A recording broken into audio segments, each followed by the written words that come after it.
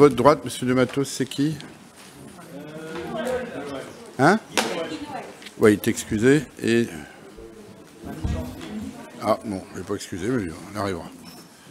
Je suppose. On va laisser monsieur Meki s'installer.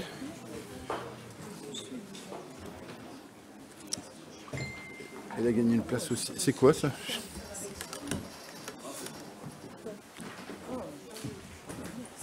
Quoi? Ouais, qu'il fait chaud. Oui, bah, on est pour parler. Bien, tout le monde a pris place? Bien, mes chers collègues, je vous rappelle que nous nous réunissons ce jour en vertu de la loi numéro 2021-689 du 31 mai 2021, par laquelle la retransmission directe des débats sur les réseaux sociaux, et je salue toutes celles et tous ceux qui nous écoutent aujourd'hui ou dans les jours qui viennent, donne à notre réunion son caractère public obligatoire. Il y a lieu de procéder à l'appel. Voilà. Monsieur le DGS, par intérim, si vous voulez bien y procéder. Monsieur Dominique Barre. Présent. Madame Myriam de Smet. Présente. Monsieur Sébastien Pitamont. Excusez, procuration Dominique Barre. Madame Michèle Coquel. Présente. Monsieur Henri Gadot. Présent. Monsieur Tariq Meki. Présent. Madame Zora Reifers. Présente. Monsieur Karl Morabal. Présent. Madame Martine Leblanc. Présente. Monsieur Gilbert Charles. Présent. Madame Myriam Lestienne. Présente. Monsieur Azedine Taleb Ahmed. Présent. Madame Sylvie Zaidi. Présente. Monsieur Jean-Philippe Dumoulin. Présent. Monsieur Jacques Delfos. Présent. Monsieur Guy-Noël Lemay. Excusez, procuration Asdine Taleb Ahmed. Monsieur Steve de Matos. Présent. Monsieur Benjamin Cailleret. Présent. Madame Annie Chantry. Doit arriver. Madame Emmeline Boite. Présente. Monsieur Pascal Lucas. Présent. Madame Basma Amami Belaïd. Excusez, procuration Henri Gadot. Madame Béatrice Dujardin. Présente. Madame Lorraine Lemoine. Présente. Monsieur Rabat Damani. Présent. Madame Pamela Gilbert. Présente. Monsieur Stéphane Marouki. Présent. Madame Catherine Osson. Excusez, procuration Myriam de Smet. Madame Océane Levesque. J'ai vu. Alors, j'arrive. Excusez-moi, monsieur le DGS. Voilà, pour madame Osson. Madame l'évêque, excusez, procuration madame Lorraine Lemoine. Madame Lina Djafer-Chéri. Excusez, procuration madame Leblanc. Monsieur Vessal Kiraz. Madame Laura Delplanque. Monsieur Brice Ouetté Matouba. Doit arriver. Monsieur Michel Debatz. Présent. Monsieur Christophe Ricci. Alors, excusez, procuration Denis Croigny. Madame Marjorie Delrue. Monsieur Denis Croigny. Madame Sophie Félix. Excusez, procuration madame Bougari Delrue. Monsieur Messaoud Chayani. Monsieur Jean-François Soyer. Présent. Monsieur Abdel Denfer. Présent. Madame Marjorie Farassi. Madame Axel Delannoy. Très bien, merci, monsieur le directeur général des services par intérim. Eh bien, nous avons à désigner notre secrétaire. Il y a l'absence d'Océane Lévesque. Je pense que madame Laura Delplanque est notre Benjamine. Je la cherche du regard, elle est juste à côté du pylône. Acceptez-vous les fonctions de secrétaire, chère madame? Donc, personne ne s'oppose à la désignation de madame Delplanque? Non? Ben, écoutez, vous voilà une nouvelle fonction et je vous adresse tous mes encouragements pour l'exercice de cette fonction, car vous n'oubliez pas, vous écrivez tout, vous recopiez tout et vous transmettez tout. J'espère qu'on vous l'avait dit. Mais on vous aidera quand même administrativement. Bien, nous avons, mes chers collègues, approuvé le procès-verbal des séances du 20 mars et du 14 avril 2021. Je n'ai pas reçu d'observation particulière. Je suppose donc qu'on peut les adopter. Des votes contre? Des abstentions? Il en est donc ainsi décidé. Plusieurs points sur lesquels que je voulais exprimer en ouverture de ce Conseil.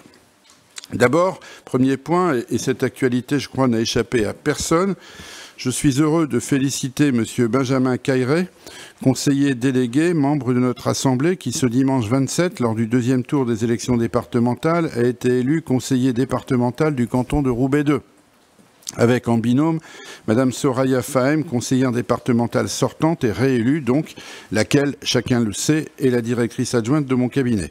J'adresse à nos deux conseillers départementaux nos félicitations chaleureuses et tous nos encouragements en les remerciant à l'avance d'être à nos côtés pour faire avancer les dossiers de Wattrelos auprès du conseil départemental.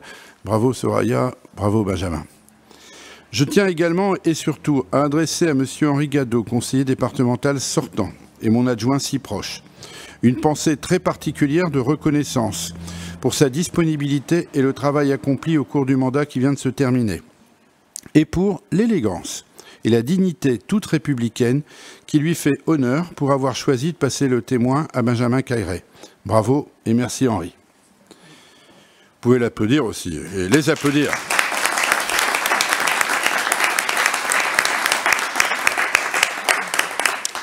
Autre félicitation pour le carnet rose cette fois-ci, Henri Gadot n'est pas concerné, que j'adresse à deux élus du conseil municipal. Ce n'est pas si courant que cela, que d'avoir dans une équipe une naissance au cours d'un mandat municipal, mais signe d'évidence de la jeunesse de notre équipe municipale, ce n'est pas une, mais deux naissances, et pas sur le mandat, mais sur 2 mois seulement, que je veux saluer en ce début de séance.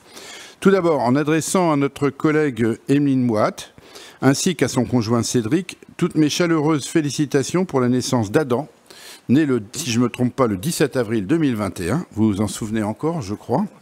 Nul doute que ce joli bébé de 4,990 kg à la naissance saura faire le bonheur de sa grande sœur Manel et de ses parents.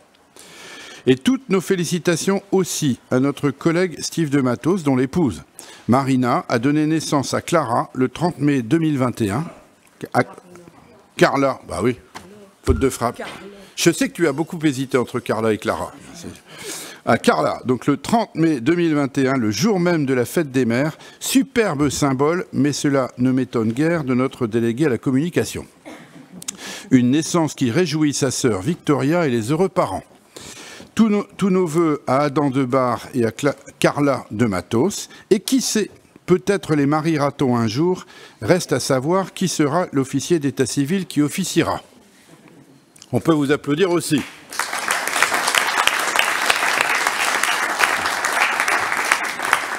C'est pas courant, hein. Dans toutes mes années de mandat, ça ne m'est pas arrivé souvent, ce type d'information. La troisième information liminaire, mais moins agréable. Vous savez tous, mes chers collègues, que depuis près d'1 an maintenant, M. Philippe Coll, notre directeur général des services, se bat avec courage et ténacité contre la maladie. Malgré tous les traitements et sa force de caractère, et même si ces derniers temps il va beaucoup mieux, il lui a fallu se rendre à l'évidence, il n'est plus en situation physique de reprendre ses fonctions. C'est donc avec un grand regret et avec émotion que je vous annonce à vous, élus membres du conseil municipal de Wattrelos, qu'il a servi avec dévouement, acharnement, passion pour le service public et respect pour ses élus, comme il aime à le dire, que Philippe Coll m'a présenté sa démission de ses fonctions de directeur général des services de la ville de Wattrelos. Celle-ci prend acte à compter du 1er juillet. Une vacance de poste sera rapidement publiée pour lancer une procédure de recrutement et qu'un successeur puisse être nommé au plus vite.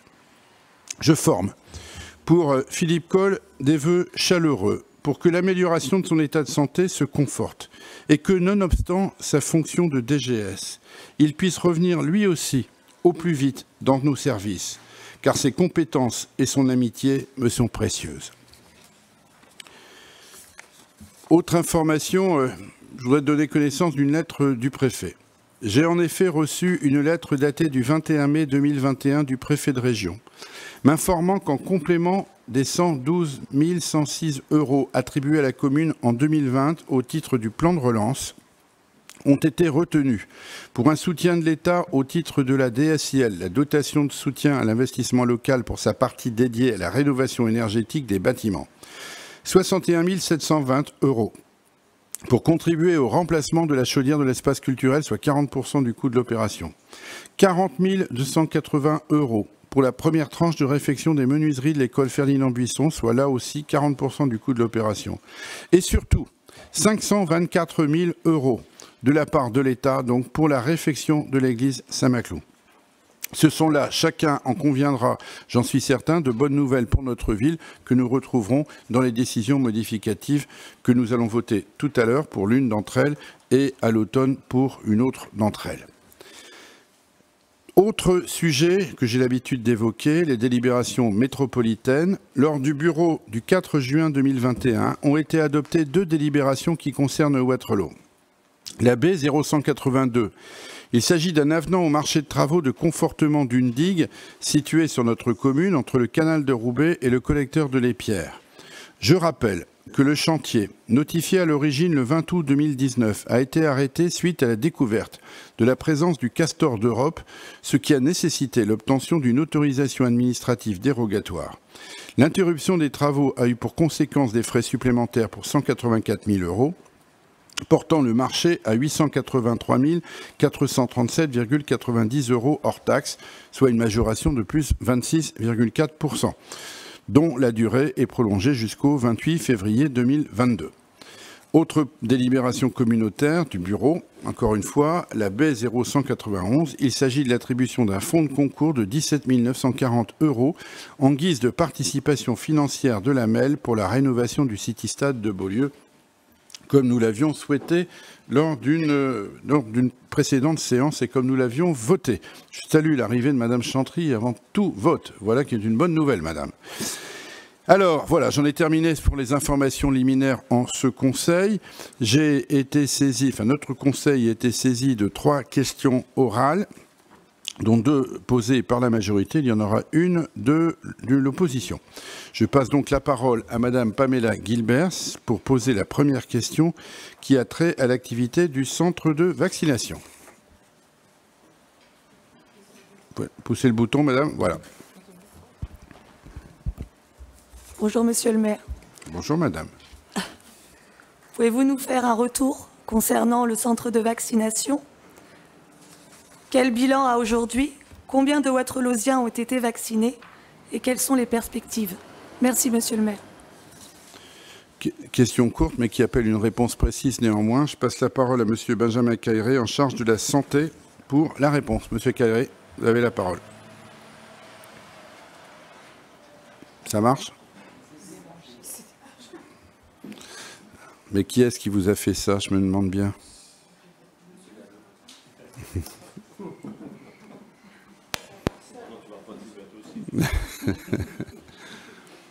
Voilà, c'est bon. Merci, Monsieur le maire. Monsieur le maire, mes chers collègues, le centre de vaccination, comme vous le savez, basé à la salle Roger Salengro, a ouvert ses portes le 3 mai 2021. Après 9 semaines de fonctionnement, à ce jour, 20 000 injections ont été réalisées.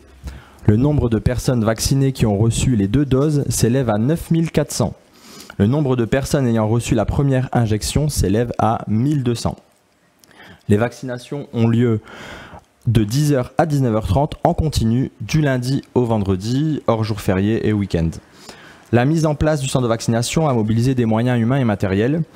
La mobilisation d'une équipe pluridisciplinaire que je remercie chaleureusement, composée des professionnels de la CPTS, donc la communauté des professionnels territoriales de santé, de Wattrelos, qui regroupe les communes voisines de Lers, Lys-les-Lannoy, Lannoy, M, Forest-sur-Marque et Toufflers. Ça compose donc, l'équipe est composée de 5 infirmiers qui ont été mobilisés sur chaque demi-journée depuis fin mai et 7 depuis le 1er juin. 3 médecins assurent les consultations prévaccinales au quotidien. Nous avons aussi les agents de la collectivité, 2 agents affectés à la coordination du centre, 2 agents affectés à l'accueil et à la sécurité, 2 agents chargés de la plateforme téléphonique, la préparation du matériel en amont, 3 box de consultation, 4 d'injection, 1 box d'urgence, 3 zones d'attente ont été aménagées, du matériel informatique. Vous voyez que les services ont été grandement mobilisés là-dessus. Nous avons aussi du personnel du centre hospitalier du CH Dron qui nous a accompagnés dans la préparation et la mise en œuvre de ce centre de vaccination. Chaque matin, ils nous livrent les doses de vaccins qui sont ensuite préparées par les équipes. Le personnel municipal a été formé à la manipulation du logiciel Doctolib par le CH Dron. Le lien a été ensuite fait avec les médecins de la CPTS qui assurent depuis l'administration du site. Je cite Dr Calafiore et Dr Baran. Le CCAS de la ville a pris en charge l'achat des consommables nécessaires à la vaccination. Biceptine, coton, sparadrap. Nous nous sommes aussi adaptés et avons proposé des rendez-vous quotidiennement suite aux annulations le jour même. 8 à 10% en moyenne d'annulation, ce qui représente à peu près 20 à 25 personnes. Le défi pour les services était de constituer une liste d'attente pour ne pas perdre de doses et ce défi a été largement relevé. Je remercie les équipes car on sait l'importance de la vaccination et le fait de perdre des doses est inacceptable. La première semaine, un peu plus de 100 doses étaient injectées par jour. Deuxième semaine, nous sommes passés à 250 doses, puis 300 doses. Et le rythme s'est accentué pour atteindre les 400 doses journalières. La municipalité remercie encore les ministres Gérald Darmanin et Olivier Véran pour leur rôle décisif dans la mobilisation de l'État en faveur du centre de vaccination de Wattrelos et M. Benoît Vallée, directeur général de l'Agence régionale de santé, pour son appui déterminant. S'agissant des perspectives, il faut savoir que cet été, avec les départs en vacances estivales, pour de nombreux Wattrelosiens, le nombre de doses va diminuer quotidiennement pour reprendre son rythme à la rentrée de septembre.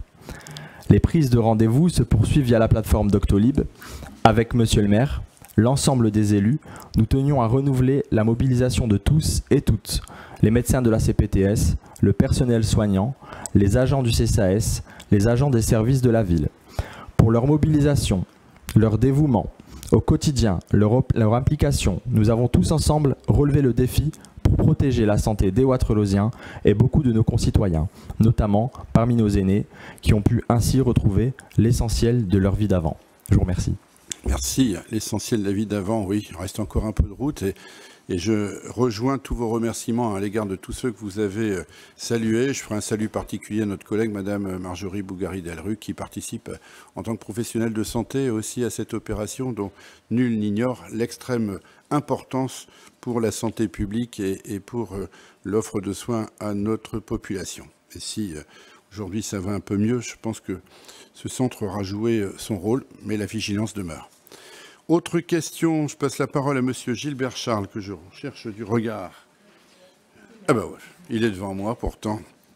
Et c'est parce que vous n'aviez pas encore parlé, Monsieur Charles, pour poser la seconde question qui est relative aux activités périscolaires qui sont prévues cet été. Monsieur le maire, après la période vécue, pourriez-vous, s'il vous plaît, nous dire quelle est l'offre de service qui sera proposée à nos jeunes enfants wattrelosiens cet été 2021 afin qu'ils passent un bel été? J'ai envie de vous dire, je peux le dire. Mais je crois que Madame Sylvie Zaidi le dira beaucoup mieux que moi et je vais lui passer la parole puisqu'elle est adjointe en charge des activités périscolaires pour la réponse. Madame Zaidi. Merci, Monsieur le maire. Oui, cet été, plusieurs activités habituelles et nouvelles seront proposées aux familles et aux enfants dans le respect, évidemment, des mesures sanitaires en vigueur. D'abord, les centres d'accueil et de loisirs bien connus. Ils se tiendront pendant plus de 5 semaines, du jeudi 8 juillet au vendredi 13 août inclus. Ils s'adresseront aux jeunes Wattrelosiens scolarisés de 2 ans et demi à 13 ans. Les enfants seront accueillis dans 10 centres, 5 consacrés aux maternelles et 5 dédiés aux élémentaires, à Janzé, Camus, Anatole France, Condorcet, Lavoisier. Les familles pourront aussi bénéficier d'un service d'accueil de loisirs matin et soir. Après une baisse significative des inscrits en 2020 pour des raisons sanitaires que chacun connaît, les effectifs annoncés sont revenus au niveau connu de 2019. C'est très bien d'ailleurs. C'est un bon indicateur de confiance. Pour y parvenir, chaque directeur ou directrice a établi un projet pédagogique avec des thèmes aussi divers qu'il était une fois Camus dans l'espace ou encore des contes traditionnels aux super-héros. Les équipes d'animation viseront à sensibiliser les enfants selon les âges à l'éveil, la socialisation, l'accueil à l'autonomie ou encore l'éducation à l'environnement. Ainsi, les enfants pourront y pratiquer de multiples activités créatives, le street art, danse, création manuelle ou culinaire, sportive, trottinette, mini-golf, yoga et ludique, grand jeu. Profiter de sorties découvertes à Waterloo, ferme pédagogique musée, ou ailleurs, base de loisirs de Willem, Kids Theme Park, maison de la forêt Harem, ou bien d'autres. Ils auront également la possibilité de s'inscrire dès 8 ans à des mini-séjours de camping. 6 séjours de 4 nuits sont prévus au parc départemental d'Olin pour un total d'une 60aine d'enfants. Ensuite arrivent les mini-stages, d'une durée de 4 à 5 jours. Ils accueilleront les enfants de 5 ans à 13 ans, du 12 juillet au 13 août. Ils seront encadrés par des animateurs professionnels spécifiquement diplômés pour l'activité proposée. 55 stages seront accessibles au total. Parmi ceux-ci seront proposés des stages autour d'incontournables activités sportives qui rencontrent toujours le succès.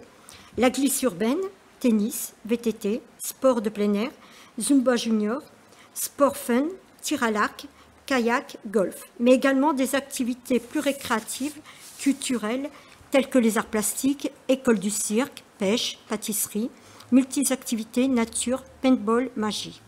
Ou encore des stages à environnement qui se tiendront à l'extérieur de Waterloo. C'est notamment le cas des stages stand-up paddle, canoë-kayak, catamaran et activités nautiques qui s'organiseront à la base de loisirs de Wingles, d'un stage d'équitation à Comines, d'un stage multi-activités à la base de William, ou encore de l'acrobranche et l'escalade à la Neuville dans le Pével. Cet été 2021, Waterloo Ville Nature mettra plus particulièrement l'accent sur des stages qui feront des jeunes Waterloosiens des citoyens de demain. C'est ainsi proposer des nouveautés telles que le stage Do It Yourself autour du zéro déchet et stage graines de fermier à la ferme pédagogique qui permettra aux enfants de mieux découvrir la nature, la ferme et ses animaux.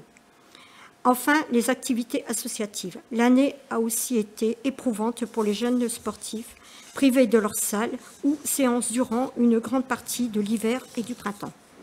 Pour faciliter leur reprise, la ville a décidé d'élargir cet été l'accès aux salles et installations sportives pour les clubs waterloosiens. Habituellement, elles étaient fermées du 14 juillet au 15 août. Ce ne sera donc pas le cas cette année. Concrètement, cela permettra aux plusieurs clubs de proposer des stages à leurs jeunes adhérents et aux enfants. Le Waterloo Basket Club, le Waterloo Futsal, le Waterloo GRS ou US Waterloo. Pour conclure, il est important de rappeler que, en complément à cette offre, les centres sociaux ActiJeunes proposeront tout au long de l'été de plusieurs possibilités ouvertes aux jeunes. Animation sportive, d'ActiSport, RAID VTT, stages sportifs. Mini-séjour, Mer-les-Bains, stage de prévention routière, de hit-hop, de soirées débat ou encore parmi tant d'autres. Tournoi de foot sur l'esplanade de Beaulieu, de quoi vivre un été riche en découvertes et d'émotions à Waterloo. J'en ai terminé, monsieur le maire. Bien, j'ai compris, vous passez votre été à Waterloo, madame. Je crois que vous ne serez pas la seule. Bien, merci. Voilà 2 questions posées par la majorité. Une question orale a été posée par le groupe Plus Belle, Plus Sûr, Plus Propre, Waterloo retrouve la flamme, bref RN. Et je passe la parole à madame Marjorie Faracci pour la poser. Monsieur le maire, chers collègues, mesdames et messieurs, mon intervention porte sur le sujet du bien-être animal et surtout sur la convention que nous avons votée lors du conseil municipal du 20 mars 2021. Vous n'êtes pas sans savoir, monsieur le maire, ainsi que madame la conseillère déléguée au bien-être animal, que l'association L'école du chat de Roubaix se trouve dans une situation financière très inquiétante. Cette association a lancé un appel à caractère d'urgence le 8 juin dernier sur sa page Facebook pour récolter des dons afin d'éponger une dette de plus de 30 000 €. Nous ne cherchons pas à blâmer cette association, mais par contre, nous aimerions savoir si la situation financière de cette dernière était saine au moment de la négociation, ce qui nous paraît peu probable au vu de la situation actuelle, donc 3 mois après. Est-ce que l'indemnité de 7 000 € prévue au budget de la ville pour cette association a-t-elle été versée? Si oui, est-ce que l'association pourra honorer le contrat? Et dans quel cas récupérons-nous la subvention et que ferez-vous? notre projet Chatipi, soi-disant hors sol, dont nous attendons toujours avec impatience les arguments démontrant la déconnexion de celle-ci, la personne se reconnaîtra, nous aurait permis de mieux maîtriser cette dépense et surtout nous aurions pu travailler avec une association de notre ville. Pour terminer, lorsque l'on emploie l'adjectif ridicule pour démolir notre projet et que l'on ne vérifie pas la situation financière d'une association avec qui on signe une convention, je vous le dis, notre groupe trouve cela plus que ridicule. Merci. Bien, merci madame. Je passe la parole à madame Emeline Boide, conseillère déléguée en charge du bien-être animal, pour vous répondre. Merci monsieur le maire. Madame Farassi, pour répondre à vos propos, sachez que lorsque l'on construit une convention avec une association, oui, nous connaissons la situation financière de cette dernière. Et ainsi, rassurez-vous, l'association nous a transmis ses comptes de résultats de ces 12 dernières années et les comptes sont bons. Donc plutôt que de qualifier ce travail de ridicule, posez-nous les questions d'abord et nous vous y répondrons. Alors, permettez-moi de vous remettre un peu en contexte. Par rapport aux 30 000 € de dette vétérinaire et la demande d'aide sur Facebook, sachez que nous parlons d'une très grosse association qui intervient dans de très nombreuses villes. Donc oui, madame, cette somme vous paraît peut-être folle et impossible à réaliser depuis ce début d'année, mais il s'agit d'une association qui est capable de dépenser près de 160 000 € en une année. Puis, si vous connaissiez un petit peu mieux le monde des associations de protection animale, vous sauriez qu'en cette période, toutes les associations rencontrent des difficultés et sont obligées de stopper les interventions afin de pouvoir régler les factures dues aux nombreuses prises en charge à la suite des périodes de reproduction et ou d'abandon. Les dons, subventions et manifestations permettent de régler le tout et de remettre à jour leur trésorerie afin de reprendre l'activité un peu plus tard dans l'année et de la terminer sans dette. Par rapport à vos inquiétudes concernant Waterloo, sachez que les stérilisations et autres prises en charge n'ont pas été interrompues puisque les bénévoles continuent toujours les interventions. S'agissant des 7 000 € versés, il ne s'agit pas d'une indemnité ni d'une subvention et encore moins d'un cadeau. C'est comme le présente la convention que vous avez sans doute lue, une participation financière en échange d'une prestation, à savoir l'intervention pour la campagne sur le territoire. Quelques mots pour conclure sur le chat Tipeee qui, d'après vous, serait bien meilleur et plus efficace qu'une telle campagne avec l'école du chat. Un chat Tipeee permet d'accueillir une dizaine de chats dans un endroit choisi. Nous parlons d'une campagne de stérilisation qui, depuis le mois de mars, a permis de prendre en charge 77 chats dans toute la ville, soit une facture qui s'élève déjà à plus de 7 000 €. Je trouve donc incroyable de penser que l'implantation d'un chalet type chat Tipeee, proposé par One Voice, puisse être plus efficace que la campagne que nous venons de mettre en place, sachant qu'en 3 mois, les objectifs préétablis ont déjà été dépassés. Je pense qu'il est indécent de penser que cette participation financière puisse être récupérée pour votre autre projet que nous jugeons non pertinent, alors que des personnes bénévoles se battent chaque jour pour tous les chats de notre ville. Les 7 000 € couvrent à peine les dépenses d'un trimestre. Aussi, pensez qu'avec un chalet et une quinzaine de bons de stérilisation, on puisse apporter une solution bien plus efficace que cette campagne montre à quel point vous ne maîtrisez pas le sujet. Pour terminer, je tenais à saluer le travail remarquable des agents municipaux qui ont œuvré pour cette campagne, ainsi que l'association et ses bénévoles, qui ont permis de sauver une centaine de chats depuis ce début d'année. Je n'accepte pas que l'on puisse remettre en cause les compétences, car ils ont démontré par les chiffres ainsi que par la satisfaction des Waterlosiens que cette campagne est une belle réussite et ils peuvent en être fiers. Merci, monsieur le maire. Bien, voilà, 2 points de vue. C'est le propre de la démocratie, il s'exprime, mais la majorité municipale maintient le sien et maintient que l'essentiel était de mettre en œuvre cette campagne de stérilisation, car c'est la première demande qu'on nous formule dans nombre de quartiers, et je pense que ce qui a été lancé, comme vient de l'expliquer Madame Boite, répond à l'attente principale de nos concitoyens. Voilà, on a terminé avec ces questions orales. Je soumets à l'Assemblée l'organisation des débats sur les projets de délibération qui étaient concertés avec les présidents de groupe ou leurs représentants. Je n'ai reçu aucune demande d'intervention sur aucune délibération. Y a-t-il des avis contraires ? Non. Donc il y a des votes contre à cet ordre du jour, des abstentions. Eh bien, donc il en est décidé et j'en appelle cet ordre du jour. Je rappelle que les rapports présentés ont été soumis à l'examen des commissions Finances, Économie, Administration Générale, Développement durable, Urbanisme et Travaux, Éducation, Jeunesse et Sport. Madame Desmet, vous avez les rapports numéro 1 à 4. Merci. Là, Attends, voilà. Merci, Monsieur le maire. Délibération numéro 1, mise à jour des emplois administratifs de DGA de service. Compte tenu de la... Je peux y aller ? Oui. Compte tenu de la création d'une direction spécifique ville-nature, fil rouge de notre mandat, c'était l'engagement de notre programme. Et compte tenu d'un besoin de ce fait d'une bonne coordination des services, je vous présente aujourd'hui une délibération permettant d'adopter une nouvelle répartition des périmètres de chacun des directeurs généraux adjoints. Délibération numéro 2. Abrogation des dispositions sur la prime d'installation. Un décret du 5 juillet 2017 est venu modifier les conditions d'octroi de la prime d'installation. Cette prime est désormais soumise à un changement de résidence administrative. Concrètement, nos contractuels ne pourront plus y prétendre à leur stagiairisation. Dans un souci d'équité, l'administration a fait le choix d'abroger la précédente délibération pour tous les agents, stagiaires, contractuels, titulaires. Cette délibération a été présentée au CT du 26 juin et a reçu un avis défavorable des partenaires sociaux. Néanmoins, nous maintenons notre position. Cette modification relève d'une loi qui donc s'applique, ce n'est pas un choix, elle s'applique. Et l'administration, elle, ne trouve pas équitable envers nos contractuels, nos agents de terrain, cantine, nettoiement, qui servent notre collectivité depuis un temps et qui n'y auraient plus droit. Nous avons donc fait le choix de l'abrogation pure et simple. Pour nous, c'était une mesure de justice. Délibération numéro 3. Délibération numéro 3, mise à jour du tableau des effectifs. Je vous ai présenté il y a quelque temps une délibération de mise à jour des effectifs. Nous nous sommes rendus compte que nous n'avions pas de poste d'administrateur territorial d'ouvert.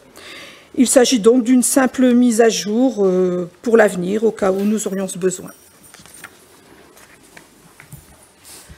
Délibération numéro 4.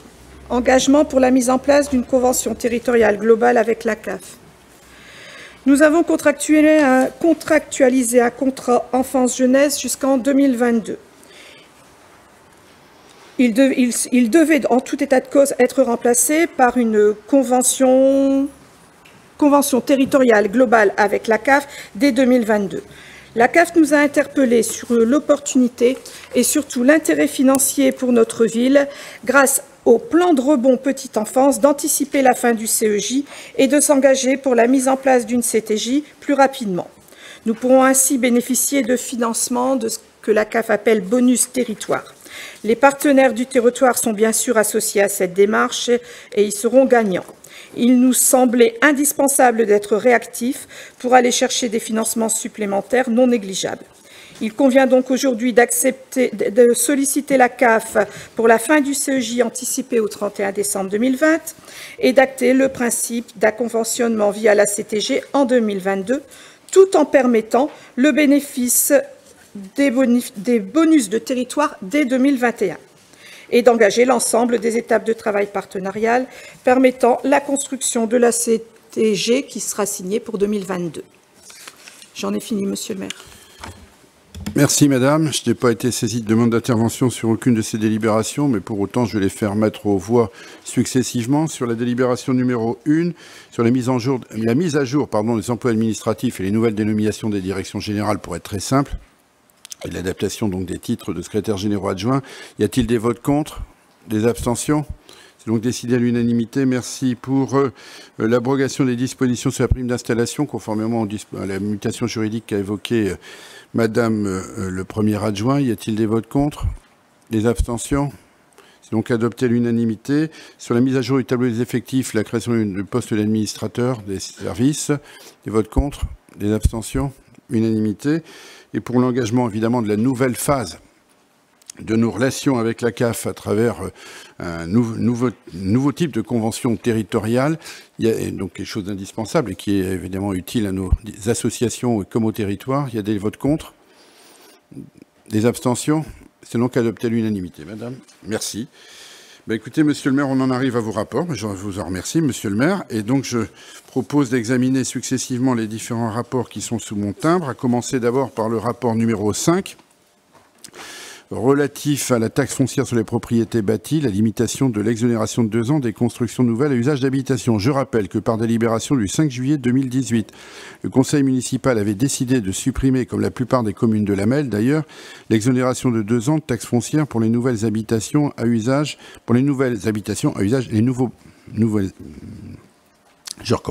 les nouveaux bâtiments à usage d'habitation.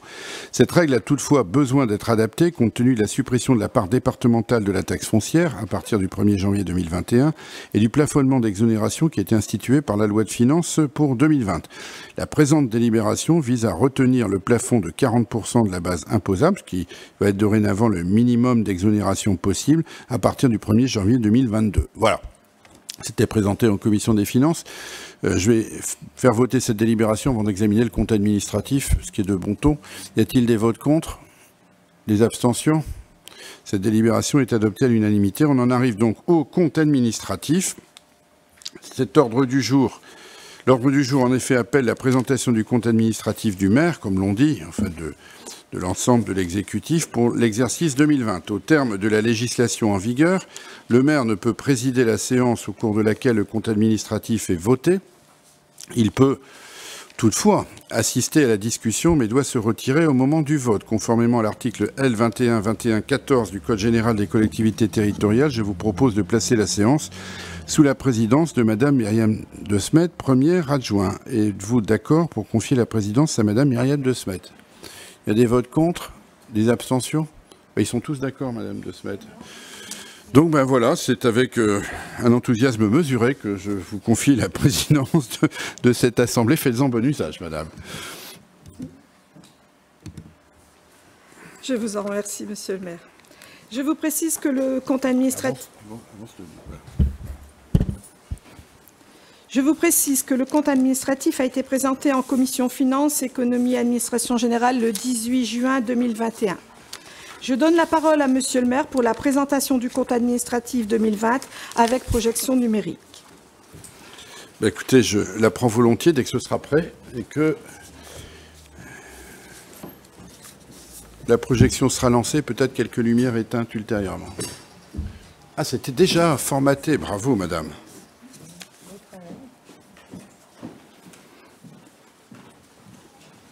Bien, écoutez, mes chers collègues, il me revient donc de présenter ce compte administratif 2020. Pour un certain nombre d'entre vous, vous savez évidemment précisément ce qu'est le compte administratif. Pour d'autres, c'est un peu plus récent puisque vous n'avez voté jusqu'à présent qu'un seul compte administratif. Mais pour ceux qui nous écoutent, ce sera la première fois qu'un tel compte sera présenté en vidéo. Et donc, je me dois, me semble-t-il, de faire 5 rappels liminaires sur ce qu'est un compte administratif et la signification de son vote. D'abord, je rappelle que le compte administratif 2020, c'est le bilan financier de l'année écoulée.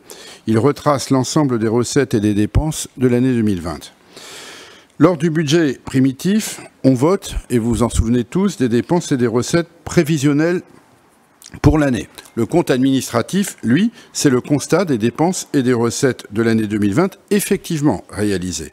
Elles sont à comparer avec celles votées lors du budget primitif 2020, lequel avait été voté le 19 décembre 2019, et aux décisions budgétaires modificatives qui ont été votées ensuite en cours d'année. Autre point liminaire, le compte administratif tenu par les services municipaux doit être évidemment conforme au compte de gestion qui, lui, est tenu par le comptable de la commune, c'est-à-dire le Trésor public. Voter le compte administratif n'est pas un vote sur le fond, mais c'est un vote qui certifie la qualité de l'exécution budgétaire, qui exprime donc que les écritures comptables ont été conformes aux décisions budgétaires initiales et modificatives. Enfin, cela surprend toujours un peu, mais je le rappelle, en vertu de l'article L2121-14 du Code général des collectivités territoriales, dans cette séance où le compte administratif est débattu, le maire doit se retirer au moment du vote, d'où la présidence de la première adjointe. Alors, comment présenter le compte administratif 2020 ? Hier se tenait le Conseil de la métropole européenne de Lille, où le vice-président aux finances présentait le compte administratif 2020 de la Melle. Il y soulignait les lourdes conséquences de la crise sanitaire sur le compte administratif de la Melle l'an dernier. Eh bien, ici aussi, les comptes de l'année ont évidemment été très marquées par la crise sanitaire, vous l'allez voir dans un instant. Les mesures adoptées nationalement, les confinements, restrictions d'activité, protection, ont bien sûr eu des conséquences sur les comptes de la ville. L'impact aura toutefois été contenu et, comme je le montrerai, moindre que redouté. Aussi, présenter ce compte administratif 2020, c'est formuler 3 constats. Le premier constat, la crise sanitaire a impacté l'exécution budgétaire. Je le montrerai encore une fois dans un instant. Il y a eu moins de recettes, mais des dépenses nouvelles. Le deuxième constat, malgré tout, le budget 2020 s'est soldé positivement et avec un résultat positif d'un niveau très correct, comme nous là aussi le verrons prochainement. De sorte que, et c'est le troisième constat, malgré la crise sanitaire et ses conséquences, Wattrelos a amorti le choc en quelque sorte et a réussi à maintenir une situation financière solide et bien établie. 3 constats que je viens d'énoncer. Je vais donc rapidement présenter ce compte administratif en 3 points. Premier point, la crise a évidemment bousculé l'exécution du budget 2020, je le disais préalablement. Comparons d'abord les chiffres de l'année, c'est-à-dire les réalisations, par rapport aux prévisions, pour voir ce que fut l'exécution budgétaire. D'abord les recettes. Les recettes ont été bien moindres que prévu, moins 1,4%. Elles ont subi un sérieux coup de frein. Les recettes fiscales et des produits et des services, ensemble, ont plongé de 1,1 million par rapport à ce qui était prévu, par rapport à ce que nous attendions. Ainsi, les produits des services, nous avions espéré avoir 2,67 millions d'euros. Nous n'en avons perçu que 2,09 millions d'euros, soit une baisse de 21,6%, et donc un taux d'exécution de 78,4%. Pardon. En moins, cela a représenté 580 000 euros par rapport à notre projection. Côté impôts et taxes, là aussi, ils sont inférieurs aux espérances. Nous avions programmé 29,14 millions d'euros. Nous avons réalisé 28,64 millions d'euros, c'est-à-dire une baisse de moins 1,8%, un taux d'exécution donc de 98,2%. Cela représente quand même une insuffisance de recettes de 505 000 euros en moins. En revanche, heureusement, les dotations de l'État ont été en hausse. Elles ont permis ainsi de limiter la baisse globale des recettes et d'obtenir une exécution budgétaire somme toute satisfaisante, vu le contexte, de 98,6% pour les recettes. En effet, les recettes totales étaient de 52,84 millions d'euros programmés et nous n'avons eu que 52,12 millions d'euros, c'est-à-dire une baisse de 1,4%. Et c'est les fameux donc 98,6% de taux d'exécution que je disais sur les recettes, mais grâce au fait que les dotations de l'État sont passées de 20,21 millions d'euros à 20,68, c'est-à-dire une majoration de 2,3% par rapport à ce que nous attendions. Donc un taux d'exécution de 102,3% et 417 000 euros de recettes en plus. Bref, les recettes, disais-je, ont été moindres de 1,1 million de ceux que nous escomptions. Voyons ensuite les dépenses. Les dépenses ont été plus en deçà encore des prévisions, moins 2,5%. Ce chiffre est toutefois la résultante de 2 évolutions antagoniques. D'une part, la ville a eu à faire face à des dépenses supplémentaires liées à la crise sanitaire. Et d'autre part, la ville a maintenu, mais ça c'est volontaire, le niveau d'un certain nombre de dépenses. À la fois, on le sait, nous avons maintenu les contractuels à leur poste, nous avons maintenu les subventions aussi aux associations. Mais nombre d'activités, et c'est là que le bas blesse, les fêtes, les spectacles, les colonies, la fréquentation des centres de loisirs, de la restauration scolaire n'ont pas eu lieu pendant toute ou partie de l'année. Et des coûts alimentation fluide ont été très inférieurs ainsi à leur niveau usuel. Au final, si on examine ligne par ligne les charges par rapport aux prévisions, les charges générales, alors qu'elles étaient prévues à 7,93 millions, se sont terminées à 6,85 millions, c'est-à-dire une baisse par rapport à la prévision de 13,6%, donc un taux d'exécution de 86,4%. Les dépenses de personnel, elles, en revanche, ont été conformes aux prévisions, 34,57 millions d'euros. Pas beaucoup de variations, en revanche, pour les subventions et les charges financières. Les premières, parce que nous avons fait le choix politique de maintenir les subventions aux associations et la légère diminution de 5,97 à 5,95 est purement technique, elle n'est nullement politique. Les charges financières, elles, sont restées quasi stables, puisque, évidemment, elles sont contractualisées dans les plans d'amortissement des emprunts, 1,83 au lieu de 1,87 prévu. Bref, des dépenses, oui, qui ont été à 51,6 millions d'euros prévus initialement et qui ont été réalisées à hauteur de 50,34 millions d'euros, cette fameuse baisse de 2,5% au regard des prévisions que j'ai évoquées tout à l'heure. Alors, quand je parle de l'examen de ce à quoi nous attendions sur l'année 2020. Je parlais des recettes, je parlais des dépenses. Je pense que c'est important, me semble-t-il, qu'on évoque la trame fondamentale de cette année 2020. Je le disais, l'année 2020 a été marquée par le Covid et ses conséquences financières. Précisément, pour la parfaite information de tous, j'ai essayé d'apprécier quelles furent les conséquences financières des mesures liées au Covid sur nos comptes. Il ressort des calculs que le Covid aurait été une charge nette pour la ville de Wattrelos de l'ordre de 450 000 euros. Côté dépenses, en effet, nous avons dû assumer des équipements de protection spécifiques et supplémentaires. Des visières, 5 678 euros, des panneaux de protection, des masques pour la population et le personnel, hauteur de 253 496 euros. La fabrication des masques, et merci encore à l'atelier de coupe et couture d'avoir réalisé et démultiplié nos efforts. Les gels et distributeurs pour 12 598 euros. Le surcoût des emballages individuels pour les repas, pour la restauration scolaire, tout cela est pour 9 532 euros. Côté propreté, évidemment, il a fallu trouver de nouveaux modes et de nouveaux instruments de nettoyage. Le nettoyage des bâtiments a créé un surcoût de 8 394 euros. Les matériels spécifiques, 12 595. Les surcoûts en termes de produits d'entretien, dont la consommation a évidemment fortement augmenté pour 53 100 euros.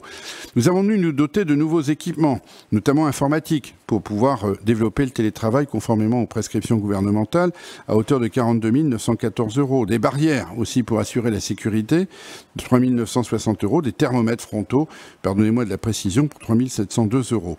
J'ajoute, la rémunération a été en hausse liée à la prime Covid, décidée donc par les autorités gouvernementales, et qui a coûté à la ville à hauteur de 120 010 euros. D'autres surcoûts pourraient d'ailleurs être rajoutés du point de vue d'heures supplémentaires ou d'ajouts, c'est-à-dire sur le fonctionnement des services, qu'il n'a pas été aisé de recenser. Donc sachez que cette somme que je vous annonce de dépenses supplémentaires liées au Covid sur l'année 2020 est vraiment un minimum au regard de l'appréhension que nous pouvons en avoir, c'est-à-dire 551 911 euros. Côté recettes, nous avons perçu des subventions, mais pour les masques, de la MEL à hauteur de 29 950 euros de la part de l'État pour 64 529 euros, c'est-à-dire un total de 94 479 euros. Vous aurez fait la différence entre les recettes supplémentaires et entre les dépenses supplémentaires et les recettes en retour que nous avons eues.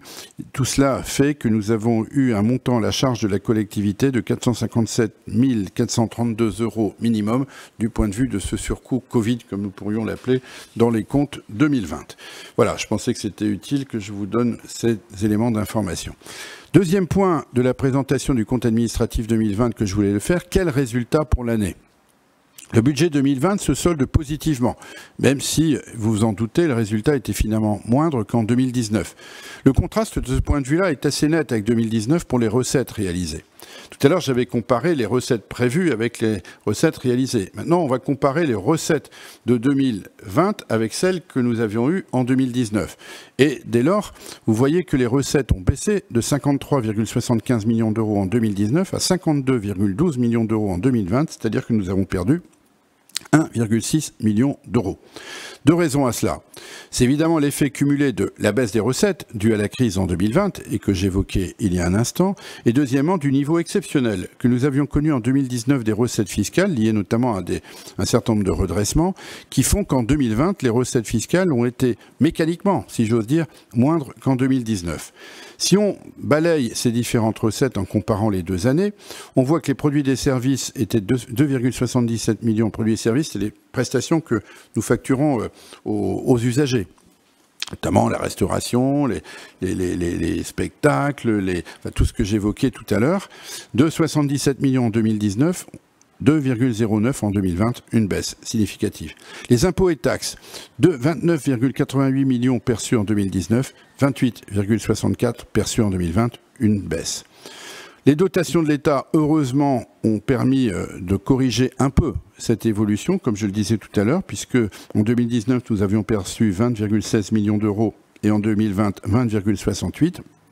De sorte qu'au final, les recettes qui étaient de 53 millions 75 en 2019 sont de 52 millions 12 en 2020, c'est-à-dire une baisse de nos recettes de 1629 kg, bref, une baisse de 3% de nos recettes. Baisse assez significative de nos recettes, une baisse des dépenses qui a été en revanche nettement moins forte, un petit 500 000 euros de baisse des dépenses sur l'année. Et j'ai dit tout à l'heure pourquoi. Les charges générales, en effet, en 2019, ont connu, c'est vrai, une baisse, 7,11, 6,85 en 2020. Les dépenses de personnel sont restées quasiment stables, 34,55, 34,57. Les subventions, je l'ai dit tout à l'heure, à part une petite baisse technique, elles sont assez stables, 6,04, 5,95. Et les charges financières sont restées inchangées, 1,83, 1,83, de sorte que les dépenses entre 2019 et 2020 sont passées de 50,81 millions à 50,34 millions, soit une variation de 474 000 euros et donc une baisse de 0,9%. Forte baisse de nos recettes, 1629 milliers d'euros. Baisse moins forte des dépenses, 474 milliers d'euros, ça veut dire évidemment moins de résultats, puisque le résultat baisse de moins 1155 milliers d'euros. Le résultat 2019 a été de 2 934 000 euros. En 2020, il est donc mécaniquement de 1778 milliers d'euros. Après donc le très bon résultat de 2019, le résultat 2020 diminue sous l'impact de la crise Covid, mais reste non seulement positif, mais d'un niveau très correct. Il est très supérieur à ceux de 2015 et 2017 et du même ordre que celui de 2016, comme vous le voyez sur le tableau ci-après, sur l'histogramme ci-après. Je vous rappelle qu'en 2015, nous avions un résultat de gestion de 560 000 euros. d'1 735 000 en 2016, de 2 934 000 en 2019, il est d'1 778 000 en 2020. Le bon résultat de 2019 a pu servir clairement d'amortisseur aux conséquences financières de la crise sanitaire pour la ville. De fait, ce qui importe, c'est qu'à son niveau, il autorise un résultat cumulé de fonctionnement qui, fût-il en repli, reste dans ses plus hauts niveaux, comme nous allons le voir dans le slide suivant. En effet, à la fin 2020, donc, une fois digéré, si je puis dire, pardon pour la rangée du fond, je reconnais que les chiffres là sont un peu petits, mais j'en vais donc les lire. En effet, à fin 2020, nous dégageons un résultat cumulé de fonctionnement qui, grâce à la gestion du mandat précédent et à la réactivité de la gestion de la crise, demeure dans ses plus hauts niveaux. 2015, c'était 172 000 euros en cumul. 2016, 3 455 000. En 2017, 3 672 000. En 2018, 5 57 000. En 2019, 7 730 000. En 2020, donc 7 156 000. C'est-à-dire que ce résultat cumulé de fonctionnement à fin 2020 est de plus de 2 fois de ce qu'il était en 2016 et il est supérieur de 30% à ce qu'il était en 2018. J'en arrive donc, mes chers collègues, au troisième et dernier point de cette présentation. Après cette crise sanitaire en 2020 et ses conséquences financières, quelle est la situation financière de la ville ? La ville a réussi à maintenir une situation solide et bien établie, et pour apprécier cette situation financière, comme pour toute collectivité, il y a deux indicateurs, son résultat et sa stratégie d'endettement. Côté résultat, ça atteste de la solidité de l'équilibre financier, puisque le résultat global reste bon. Le résultat global 2020, c'est la somme des résultats de fonctionnement et d'investissement. Résultat cumulé de fonctionnement 2020, disais-je, 7 156 000, je viens de l'évoquer. Résultat cumulé d'investissement 2020, moins 1 139 000. Au total, la somme des deux, algébrique, résultat global à fin 2020, 6 017 000. Là aussi, je veux bien redonner les chiffres aussi pour les collègues des rangées du fonds. Résultat global, il était en 2016 de 2 630 000, 4 201 000 en 2017, 5 464 000 en 2018, 6 379 000 en 2019, 6 017 000 en 2020. 2020 marque donc un repli, bien sûr, de 5%, mais pour un résultat global cumulé qui est cependant 2,5 fois celui de 2016 et qui est supérieur de 10% à celui de 2018. Comme le souligne ce graphique et ces chiffres, l'assise financière de la ville est réelle. La ville tient bien ses comptes.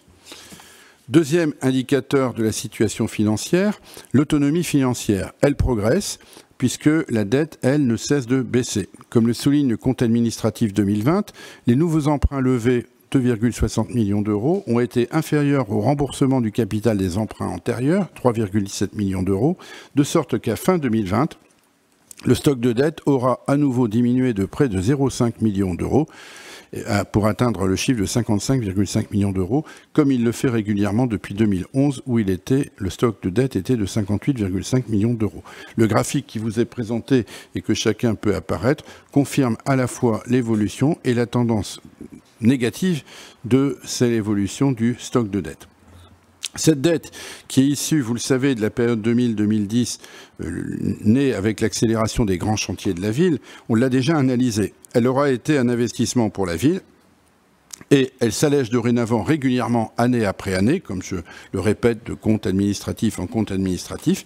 Et je précise qu'elle n'a rien d'un étranglement. Le benchmark, c'est-à-dire la comparaison, si on le fait, ne manque ainsi pas d'intérêt, car les 55 millions de Waterloo sont et restent très inférieurs aux 107 millions de Tourcoing et aux 400 millions d'euros de Lille. Au vu de ce compte administratif, mes chers collègues, il est clair que grâce à sa bonne santé financière, Waterloo a su amortir le choc financier de la crise, sans basculer dans le rouge, loin s'en faut, et en dépit de sa perte de recettes, la ville a su conserver un résultat significativement positif. C'est-à-dire que, à dire vrai, ce que je vous présente est vraiment le meilleur compte administratif que nous pouvions raisonnablement obtenir compte tenu des circonstances, ce qui me permet de conclure, Madame la Présidente, que toutes et tous, vous pouvez le voter. Merci de votre attention. Merci, Monsieur le maire. Je n'ai pas été saisie d'intervention. Je prie Monsieur le maire de bien vouloir quitter la salle des délibérations afin que nous procédions au vote.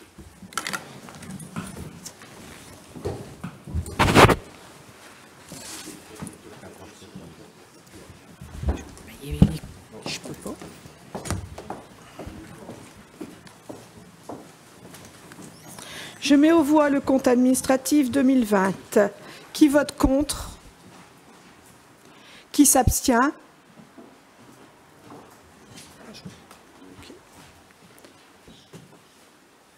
Je vous remercie. Le compte administratif est donc voté. Avant de prier Monsieur le maire de nous rejoindre, permettez-moi de remercier en votre nom à tous l'ensemble des collaborateurs ayant apporté leur aide à l'élaboration et l'exécution du compte administratif conformément au choix de notre majorité municipale, exprimé lors de l'adoption du budget primitif, du budget supplémentaire et des décisions modificatives de l'année 2020. On peut rappeler Monsieur le maire. Monsieur le maire.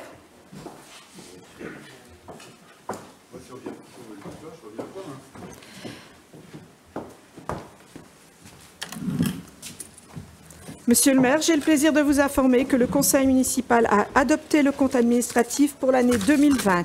Il vous donne quitus des opérations réalisées en cours de cet exercice conformément aux décisions prises. Je vous redonne la présidence de l'Assemblée, monsieur le maire. Je la reprends avec plaisir, Madame la première adjointe.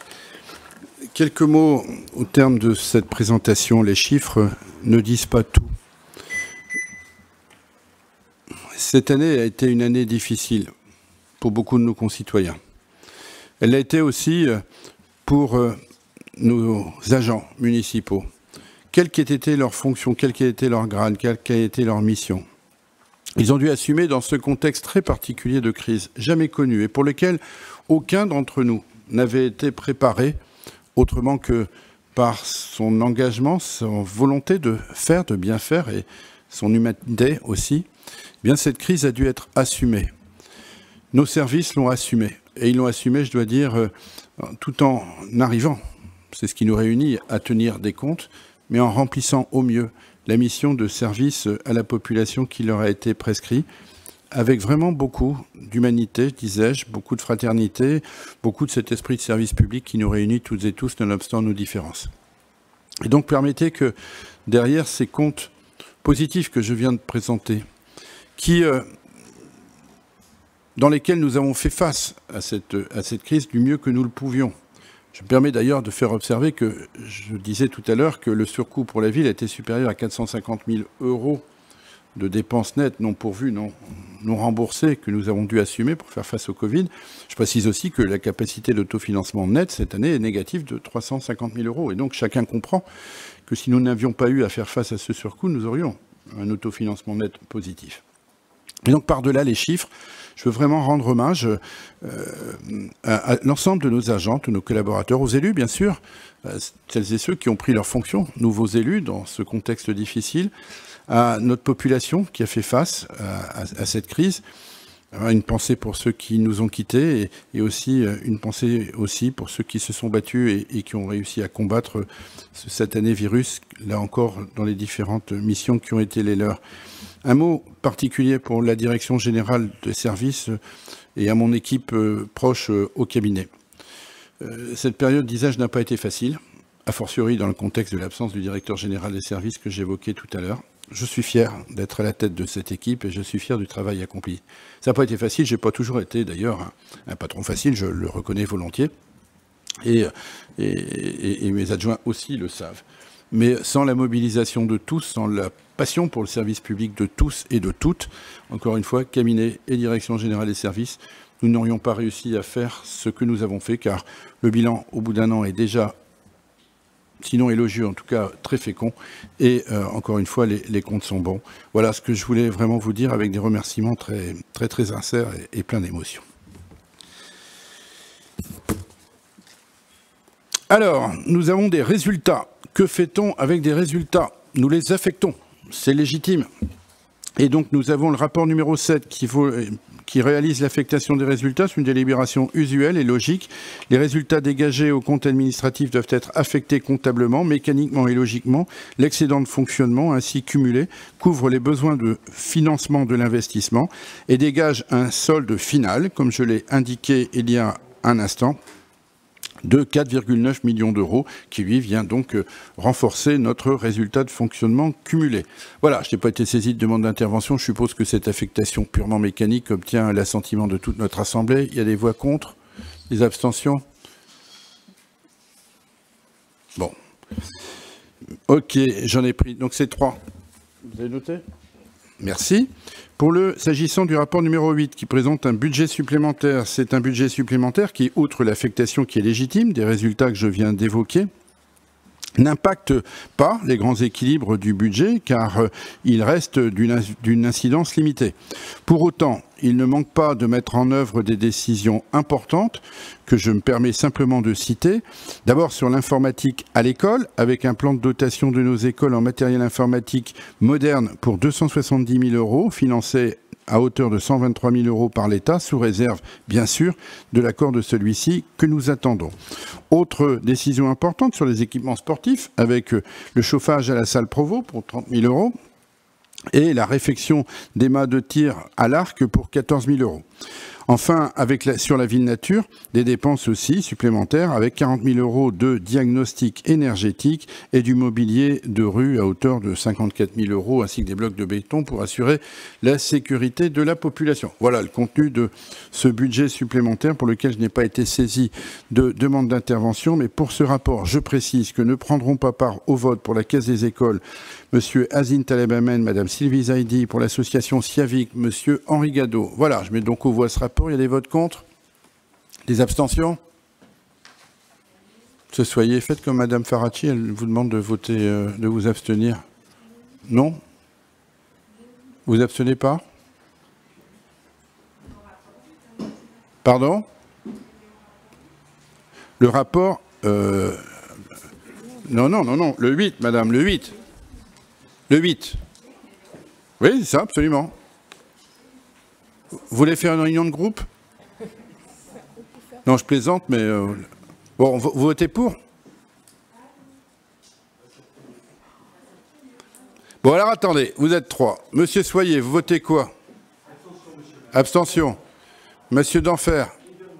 Monsieur et Madame Faraci? Ben voilà, il suffisait de lever la main tous les 3 en même temps. Voilà, merci. Ce rapport a été adopté. On en a terminé avec mes rapports. Et donc, on arrive au rapport de Monsieur Gadot, les 9 à 11. Monsieur Gadot, vous avez la parole. Attendez, portez votre bouton, monsieur Gadot. Merci. Merci, monsieur le maire. 3 délibérations techniques. Et je ne sais si je traite en même temps la délibération de madame Bousma. Non, vous faites que les vôtres, monsieur Gadot. Miennes, pour l'instant. OK.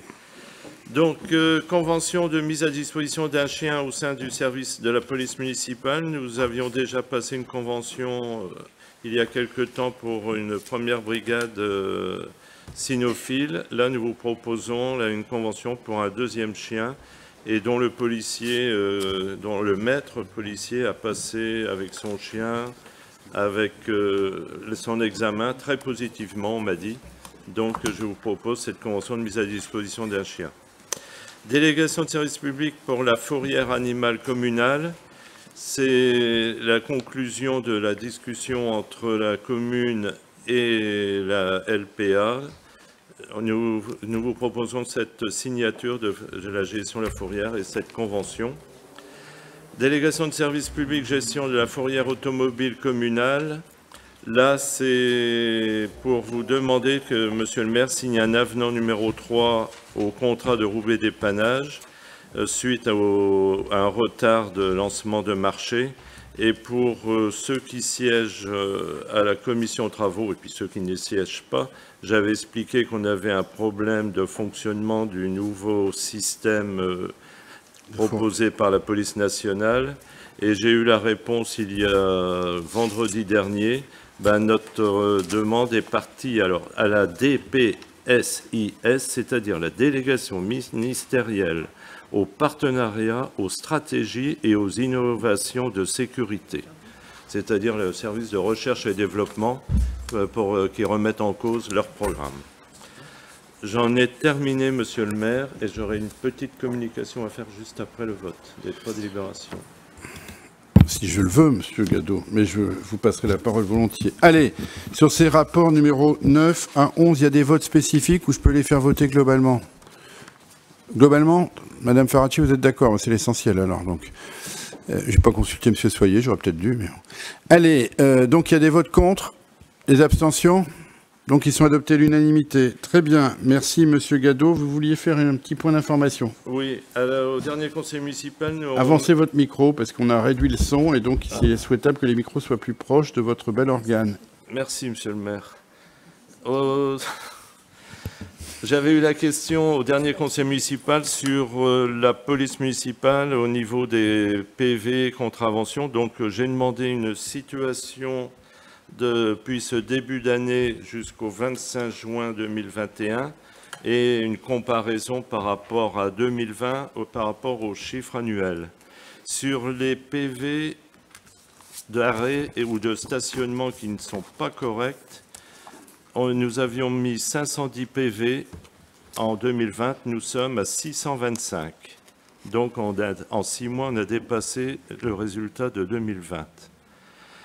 Au niveau des nuisances, brigade environnement, les dépôts, nous sommes à 45 PV et 18 contraventions et 18 rapports, pardon, comme c'était des délits montés au procureur. Sur les non-positions d'assurance, non-présentation de pièces justificatives de conduite de véhicule, nous sommes à 293 PV au 25 juin pour 236 sur l'année complète de l'année dernière et 34 délits. Sur les fausses plaques rodéo, nous sommes à 25 PV, 38 délits et 3 motocross saisis mis en fourrière pour partir à la casse. Sur les PV vitesse, nous en avions 139 l'année dernière. Nous sommes à 98 au mois de juin, dont un délit de survitesse. Également, pour votre information, nous avons fait, depuis le début de l'année, 165 contrôles de vitesse.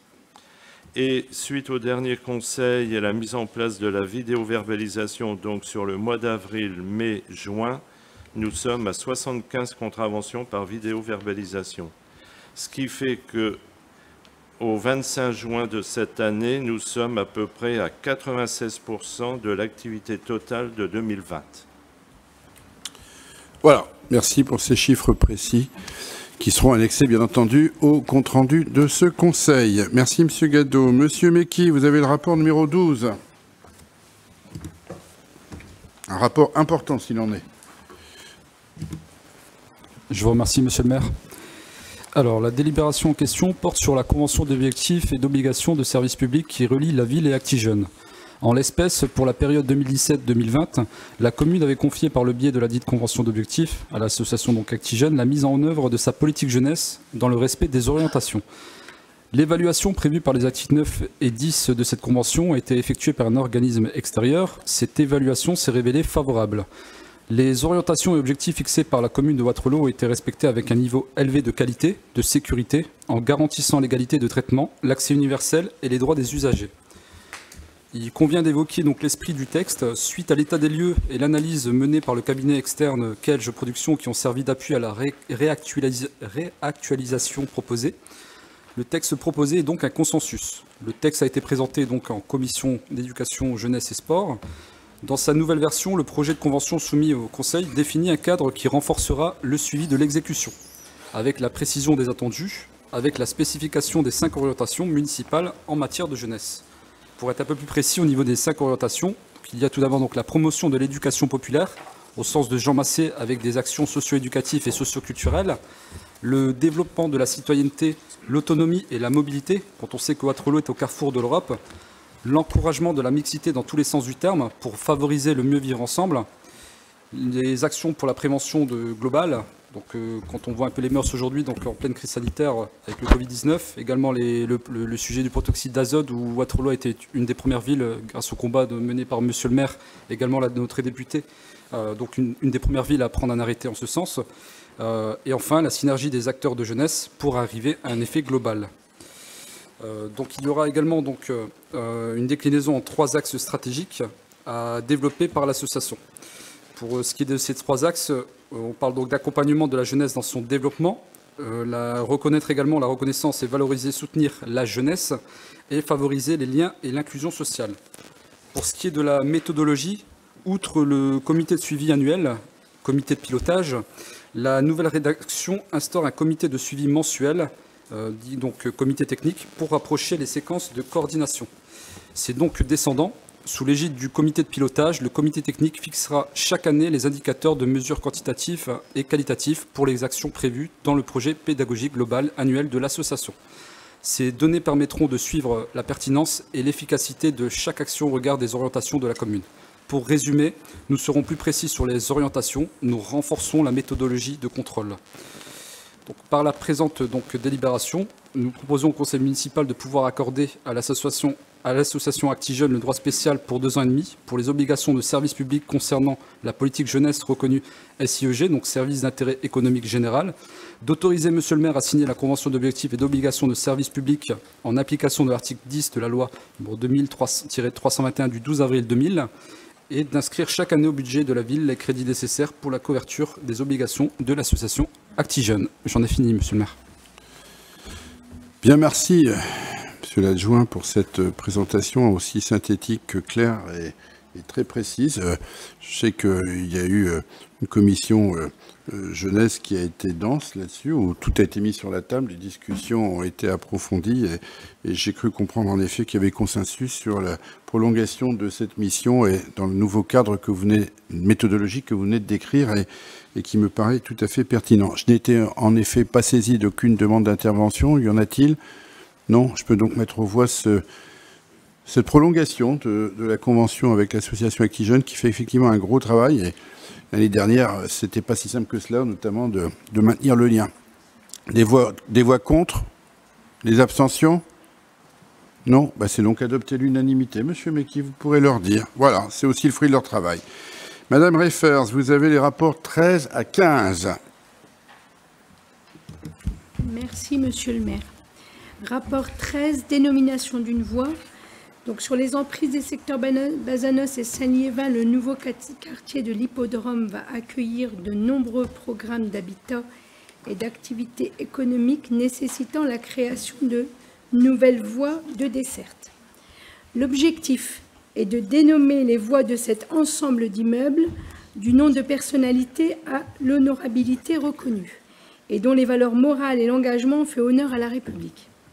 Ainsi, 4 voies ont déjà été dénommées: rue du Colonel Arnaud Beltrame, rue Simone Veil, rue de l'Abbé Pierre et allée Félix Éboué. Aujourd'hui, une nouvelle voie est à dénommer suite au dernier permis de construire déposé. Il est proposé de baptiser ce tronçon allée Gisèle Halimi. Cette dernière, avocate militante féministe et femme politique franco-tunisienne, a défendu la cause des femmes, notamment par son action en tant qu'avocate de femmes accusées d'avortement illégal. L'administration municipale propose donc au conseil municipal d'émettre un avis favorable à cette dénomination. Rapport numéro 14. Enquête publique, déclassement d'un espace vert communal, square Raoul Dufy. Dans le cadre de la restructuration du quartier des Villas retenu par l'ANRU, l'espace vert situé square Raoul Dufy appartenant à la ville devra être cédé à différents opérateurs pour construction de nouveaux logements et aménagement de voiries. Ce parc est une dépendance du domaine public communal. Il est donc nécessaire, préalablement à tout projet de cession, de constater dans un premier temps la désaffection matérielle conditionnant la sortie du domaine public, liée à la cessation de toute activité à usage direct du public, et dans un second temps, de prononcer son déclassement du domaine public communal. Aussi, il convient de procéder au déclassement du domaine public de cet espace vert par le biais d'une procédure d'enquête publique. La prescription et les modalités de mise en œuvre de cette enquête publique seront définies par un arrêté municipal.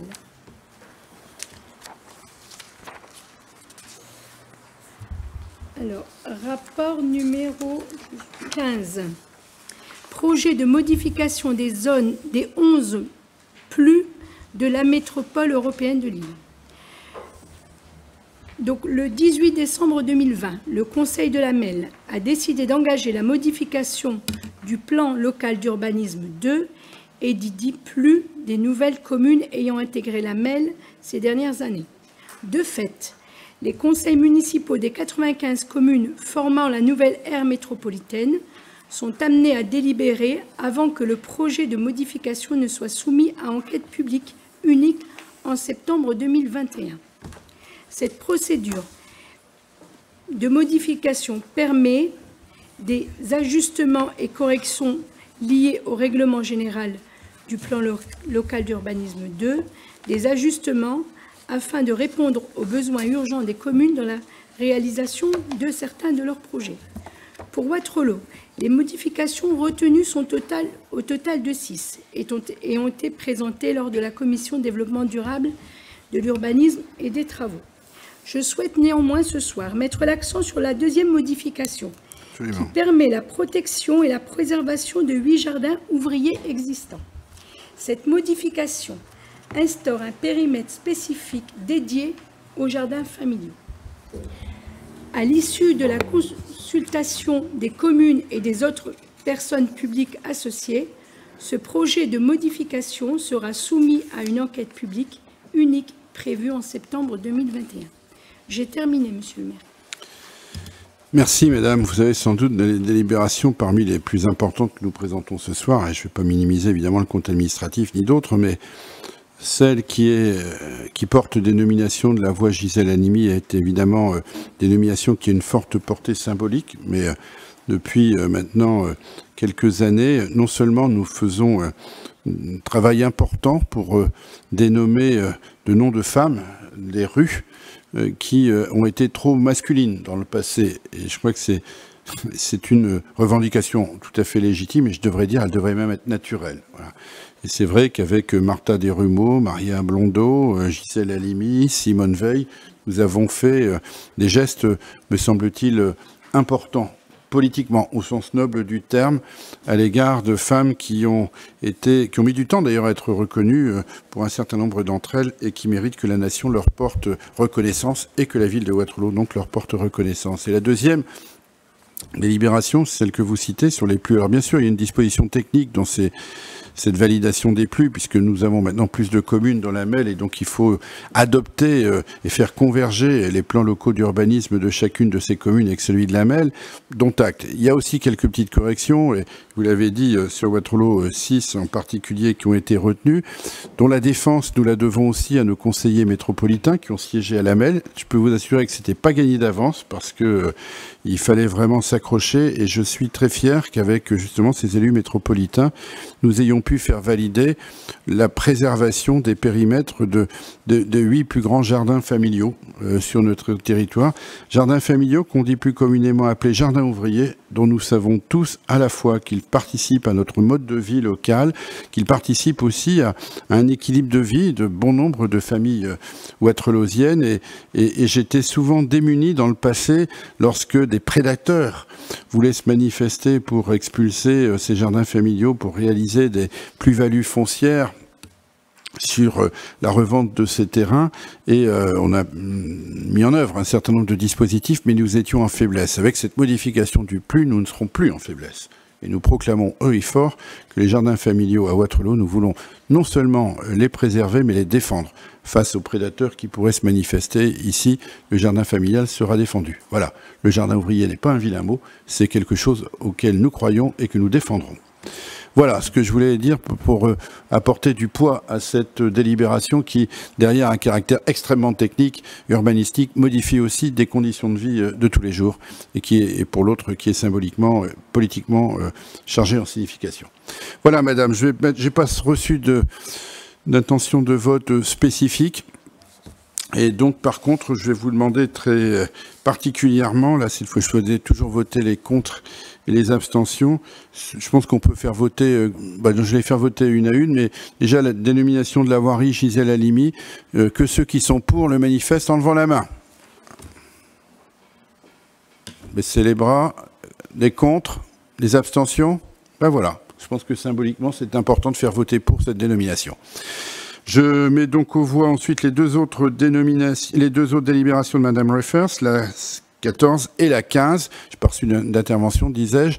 Il y a des votes contre, des abstentions. Elles sont donc adoptées à l'unanimité, madame. Merci. Madame Leblanc, vous avez le rapport numéro 16. Alors, cette délibération, c'est le portail cartographique métropolitain des logements locatifs sociaux et la convention relative aux modalités d'accès aux données entre la ville de Waterloo et la métropole européenne de Lille. Dans le cadre de ses compétences Habitat et politique de la ville, la MEL coordonne des dispositifs visant à renforcer la mixité sociale en agissant de manière combinée sur les attributions dans le parc locatif social et sur l'offre de logement. La MEL s'engage à atteindre les objectifs d'équilibre territorial et d'équité dans le traitement de la demande. Cet outil cartographique entre tous les partenaires devrait être un outil d'aide à la décision pour les commissions d'attribution. Il y a donc nécessité d'une convention pour engager les signataires. Convention qui est annexée à cette délibération, et à noter que cette délibération a été discutée en commission de développement durable de l'urbanisme et des travaux et que toutes réponses ont été données aux questions. Pour terminer, les usages du portail sont à disposition des communes membres des organismes de logement social et autres organismes partenaires afin de réaliser un diagnostic partagé, accompagner les acteurs du logement à piloter les orientations en matière d'attribution définies par les commissions internes communales d'attribution ou d'équilibre territorial, CIA ou SIET, éclairer, préparer et aider la décision grâce à une analyse qualitative et partenariale des résidences, contribuer à l'objectif plus général de favoriser des partenaires autour des attributions et de la programmation des logements sociaux, et enfin définir les politiques habitat et la mise en œuvre du PLH 3. Merci de m'avoir écouté. Merci, madame, de toutes ces précisions. Cette convention et cette démarche n'a d'intérêt que pour autant que tous les bailleurs y participent, évidemment, et je souhaite qu'il en soit ainsi. En tout cas, j'espère qu'il en sera ainsi. En tout cas, nous ne pouvons évidemment qu'être intéressés à ce travail collectif. J'espère qu'il en sera ainsi de tout le monde. Voilà, donc je mets aux voix cette... je sais pas, c'était saisi de demande d'intervention. Je peux mettre aux voix cette délibération. Des votes contre? Des abstentions? Doté d'un outil qui permet de mieux connaître les situations, c'est évidemment quelque chose que nous ne pouvons que tous partager. Monsieur Charles, vous nous ouvrez les portes du Pass Culture. Monsieur le maire, je vous remercie de me donner la parole. Avec plaisir, monsieur Charles.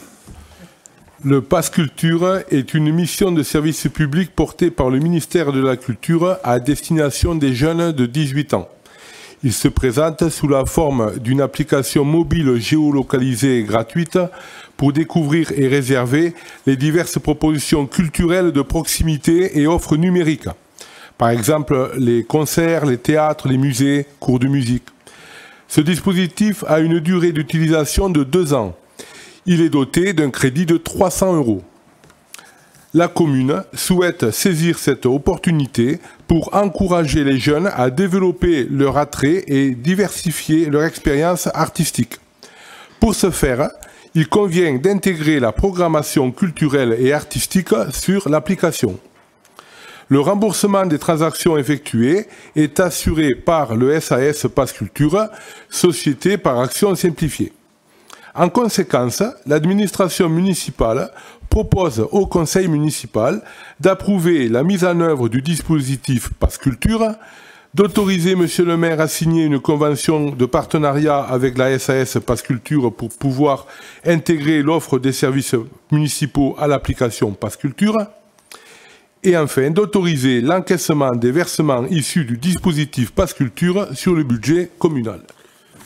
Bien, je crois que vous avez bien parlé du dispositif Pass Culture. Nous l'avons tous retenu. Bien, merci, chers collègues. Je n'ai pas été saisi de demande d'intervention. Il y a des votes contre, des abstentions. On peut que tous être favorables, évidemment. Vous avez fait l'unanimité, monsieur Charles. Vous nous avez convaincus. Merci beaucoup. Allez, madame Lestienne va-t-elle faire la même chose? Nous le saurons dans un instant. Je vous passe la parole, madame. Je vous remercie, monsieur le maire, de me passer la parole également. Alors, 3 délibérations pour permettre à monsieur le maire de déposer des demandes de subventions dans le cadre des fonds de concours. Oh, dites oui, allez, dites oui. J'espère. La première, le premier dossier concerne les équipements scéniques de l'espace culturel rue Gustave Delory. 1,4 million € hors taxe. Le deuxième, ça concerne le programme pluriannuel de rénovation des chaufferies. En 2021, ce programme concerne 3 chaufferies pour un montant de 102 000 € hors taxe. Et le troisième dossier pour la rénovation thermique de l'école Ferdinand Buisson pour un montant de 100 700 € hors taxe. J'ai terminé, monsieur le maire. Ben voilà qui est très synthétique, madame, et l'ensemble de nos collègues ne peut que vous en féliciter avec moi. Alors, je n'ai pas été saisi de demande d'intervention. Je suppose que tout le monde est d'accord pour aller présenter des dossiers de subvention dans l'intérêt de la ville. Donc, je vais faire voter globalement ces 3 délibérations. Il y a des votes contre, des abstentions, unanimité. Merci, mes chers collègues. Madame Zaidi, vous avez les rapports 21 à 23. Merci, monsieur le maire. Rapport 21. Activités extrascolaires, périscolaires et restauration, participation des familles d'accueil. La délibération du 2 juillet 2020 fixait les tarifs pour l'ensemble des activités péri- et extrascolaires. Cette délibération prévoyait des participations modulées pour les publics en fonction de leur coefficient familial défini par la CAF. De plus, dans le cadre de la simplification des procédures et de la baisse des tarifs des repas, une deuxième délibération du 2 juillet 2020 a validé la modulation du prix de cantine en fonction des mêmes tranches tarifaires liées au coefficient familial pour la restauration scolaire, périscolaire et extrascolaire. Concernant les assistants familiaux, le coefficient familial des familles d'accueil ne pouvant être retenu puisqu'il ne concerne pas les enfants placés, La délibération du 10 novembre 2017 fixait forfaitairement la participation des enfants accueillis naturels et activités périscolaires, extrascolaires à la tranche médiane C de la grille tarifaire. Alors nous demandons à aujourd'hui, il est proposé au conseil municipal de maintenir une fixation forfaitaire de participation des repas pour les familles d'accueil à la même tranche de la grille tarifaire, tranche C. Rapport 22. Activités péri- et extrascolaires, participation des familles mises en conformité avec la réglementation de la CAF. Pour être en conformité avec la CAF, la délibération du 2 juillet 2020 fixait les tarifs relatifs aux accueils de loisirs et séjours de vacances. À ces occasions, et parmi les services apportés aux usagers, la ville propose des accueils de loisirs malins, garderies, matin et soir, encadrant les activités municipales d'été. Comme pour les garderies périscolaires, la CAF demande à la commune d'utiliser des multiples de tarification calculés sur la base de la demi-heure pour les garderies péricentres loisirs malins. Alors, on applique cette tarification parce que dans les centres d'été, il y a une demi-heure qui se joue. C'est-à-dire les mercredis récréatifs, garderies petites vacances, ça commence à 17h et ça finit à 18h30. Et les centres d'été, ça commence à 16h30 et ça finit à 18h30. C'est cette demi-heure qui fonctionne. Ouais. Alors, il est proposé ainsi au conseil municipal de fixer les tarifs suivants selon le tableau que vous avez ci-dessous. Rapport numéro 23. Tarification des écoles municipales et activités de sport et loisirs payantes.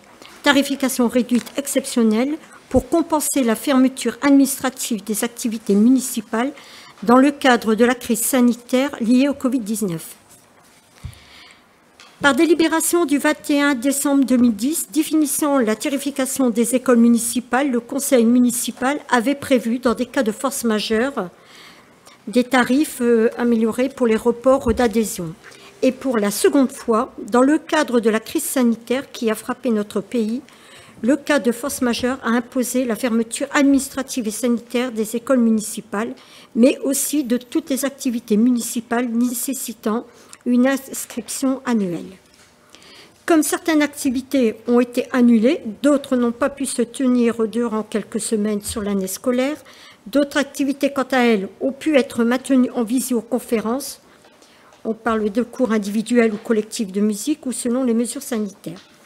Afin que les usagers puissent réintégrer les activités dans des conditions favorables, des solutions alternatives au remboursement sont prévues. Il est ainsi proposé à l'administration municipale de définir une tarification exceptionnelle en 2021-2022 pour les activités municipales payantes. Pour les usagers ayant été inscrits en l'année 2020-2021, particulièrement dans les écoles municipales, n'ayant pas bénéficié des prestations pendant la période de crise sanitaire, le report de cotisation de l'année 2021-2022 pour une activité équivalente sous forme de gratuité. Pour les usagers ayant été inscrits pour l'année 2020-2021, n'ayant bénéficié qu'en partie des prestations pendant la période de crise sanitaire, un tarif annuel réduit d'un tiers ou de 2 tiers de son montant habituel en fonction des activités ayant été assurées. Cela concerne les enfants pratiquement uniquement la danse, l'éveil, l'initiation danse classique, moderne jazz, contemporaine et les écoles municipales de sport. Pour les activités dont l'inscription annuelle est appliquée de date à date et n'ayant été ouvertes en 2020-2021, concernant la boîte à musique, l'abonnement sera prolongé d'1 année. Les activités extrascolaires des vacances de printemps seront remboursées par mandat administratif. Pour les activités périscolaires facturées et réglées, mais non réalisées, les usagers bénéficieront d'un avoir porté au compte famille. La bibliothèque, les cours de musique au conservatoire ayant été proposés et assurés de façon présentielle ou distancielle ne sont pas concernés par ces propositions dans la mesure où les activités ont été maintenues durant cette année. La mesure de remboursement individuel au prorata trimestriel reste une procédure possible si l'usager le souhaite, notamment s'il ne se réinscrit pas l'an prochain. L'administration municipale propose au conseil municipal d'appliquer ces mesures exceptionnelles. J'en ai terminé, monsieur le maire. Merci madame. Il n'aura échappé à personne que la délibération que vient de présenter madame Zaidi n'est pas que liées aux seules activités périscolaires, puisqu'elles concernent les sports, elles concernent aussi la culture, mais que s'agissant d'activités qui sont en dehors du temps scolaire, qu'il s'agisse du sport ou de la culture, évidemment, Madame Zaidi était toute prédestinée à présenter, mais ses collègues s'y associent, bien entendu, puisque c'est une délibération proposée par notre majorité municipale. Je n'ai pas été saisi de demande d'intervention sur aucune de ces délibérations. Je vais les mettre aux voix globalement sur les rapports 21, 22, 23. Y a-t-il des votes contre? Des abstentions? Sur laquelle, monsieur? Sur la tarification des familles d'accueil, si j'ai bien compris, c'est cela? Vous êtes contre? Ah bien. Bon, je ne ferai pas de comment. Là, je pense qu'on ne va pas reprendre ce débat, c'était évoqué, nous sommes en désaccord avec vous, je pense que vous faites des confusions terribles, mais peu importe, c'est votre responsabilité. Donc vous votez contre les trois... Pardon? Non, non, madame, c'est bon. Enfin, bah... Allez, donc voilà, 3 voix contre, et pour le reste, majorité, moins 3 voix contre. D'accord? Allez, madame... je ne sais plus qui maintenant... Oh, pardon. Monsieur Dumoulin. Vraiment, excusez-moi, monsieur Dumoulin, vraiment... Eh oui, non, mais c'est l'influence de Sylvie Zaidi qui embrasse tous les sujets. Voilà, je vous propose d'aller nous aider à aller chercher des sous, monsieur Dumoulin. Merci, monsieur le maire. Donc, délibération modificative concernant la rénovation de la salle de sport Jean Zay. Pour rappel, par délibération du 20 mars 2021, la ville a approuvé des travaux de rénovation de la salle des sports Jean Zay pour un montant estimé à 440 000 € hors taxe. Opération pour laquelle la ville a obtenu un financement de 175 600 € par l'État au titre de la dotation de soutien à l'investissement local de l'exercice 2020. Celle-ci prévoyait également une sollicitation auprès de la métropole européenne de Lille d'un montant de 106 000 €.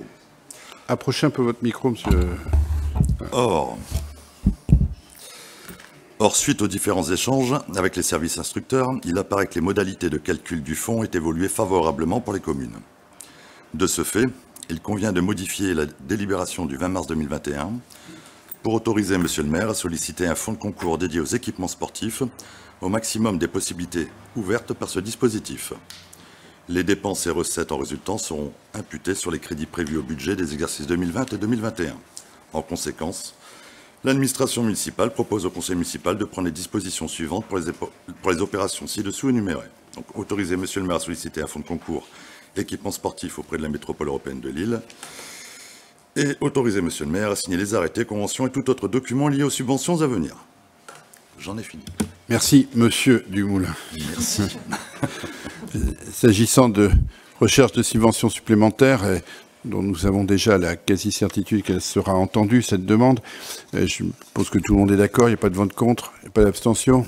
Donc il en est donc ainsi décidé. Vous avez fait l'unanimité, monsieur Dumoulin. Monsieur Delfos, vous avez les délibérations 25 et 26. Merci, monsieur le maire. Je vais rassembler les deux délibérations 25 et 26. Excellente initiative. Qui correspondent à des subventions pour le sport. Le budget primitif 2021 prévoit l'attribution d'une subvention de 29 360 € à l'association Coand.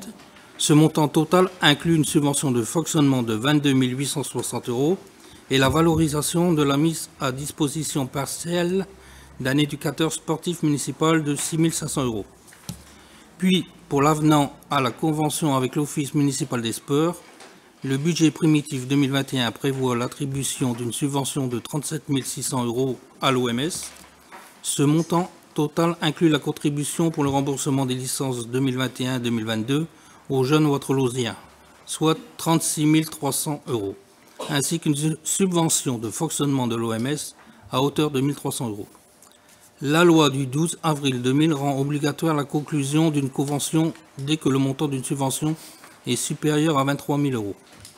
L'administration municipale propose au conseil municipal d'autoriser monsieur le maire à signer les avenants aux conventions pour permettre les versements des subventions aux assos. J'en ai terminé, monsieur le maire. Merci, monsieur Delfos. Je n'ai pas été saisi de demande d'intervention. Je ne pense pas qu'il y ait des votes spécifiques. Donc, je mets globalement aux voix ces deux délibérations. Des votes contre, des abstentions. C'est donc à l'unanimité qu'elles sont adoptées, monsieur Delfos.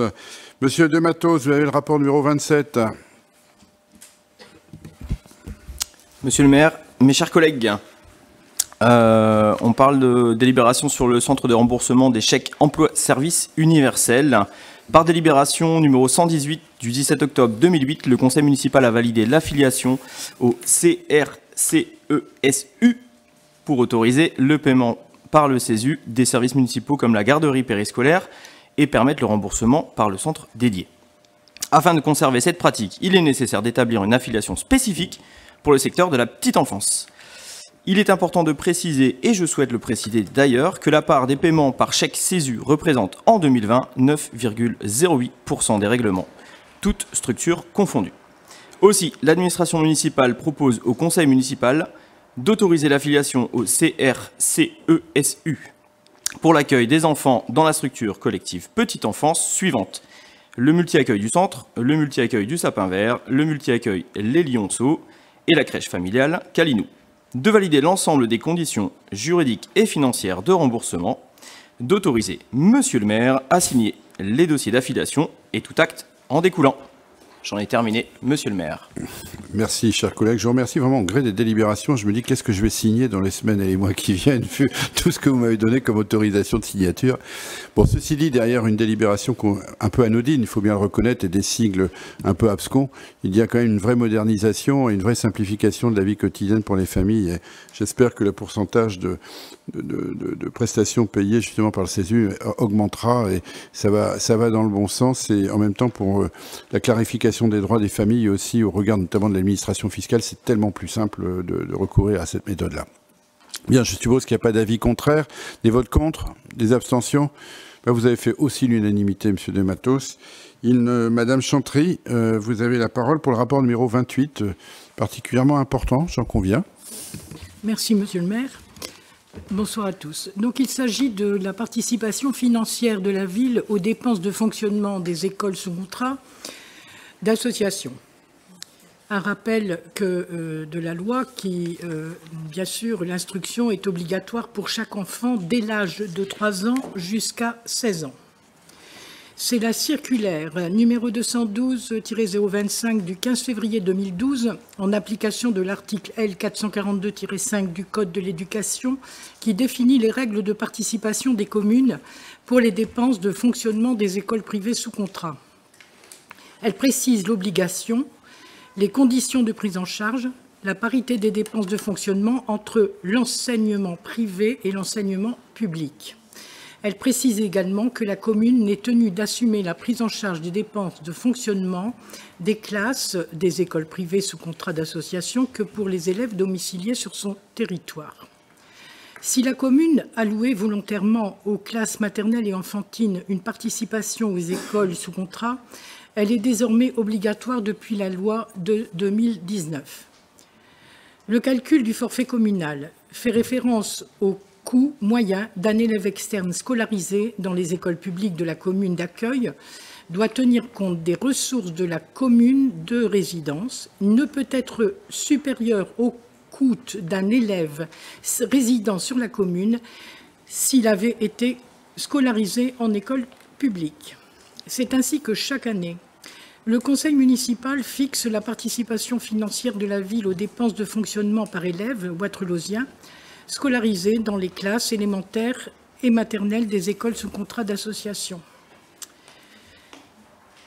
En application du mode de calcul soumis par arrêté préfectoral du 22 mai 2019, fixant les points intégrés dans le forfait afin de déduire la contribution de la commune de Wattrelos aux écoles privées sous contrat de l'Enfant Jésus, Lacordaire, Notre-Dame de Lourdes et Notre-Dame de la Mousserie, l'administration municipale propose au conseil municipal de fixer la participation de la ville au niveau exact de parité du coût d'un élève public en élémentaire et maternelle, soit pour 2021 de 911 € pour les élèves des maternelles, 551 € pour les élèves des écoles élémentaires. Le calcul étant établi à partir des données de l'année 2019. Il est rappelé que les classes spécialisées pour les enfants en difficulté des écoles sous contrat bénéficient par ailleurs d'une aide complémentaire qu'il est proposé de poursuivre à 1 200 €. l'administration municipale, compte tenu de ce qui vient d'être exposé, demande au conseil municipal d'approuver les nouveaux forfaits, d'abroger la délibération du 19 décembre 2019.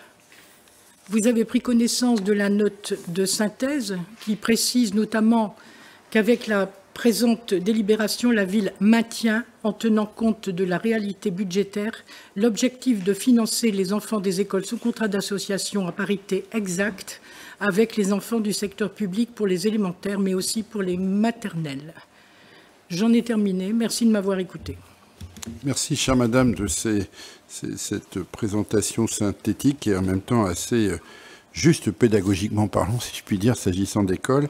Je précise aussi, parce que toujours tentant de me faire porter un chapeau qui est bien plus grand que ne l'est la réalité, parce que c'est parfois intéressant de retourner un peu vers le passé et de regarder les évolutions chiffrées. Je rappelle qu'entre 2014 et 2019, enfin 2020 en l'occurrence, puisque nous sommes aujourd'hui sur l'exercice 2020 sur la base des chiffres de 2019, nous sommes passés de 717 € pour les maternelles à 911 € par enfant pour les maternelles, soit une augmentation de 27%.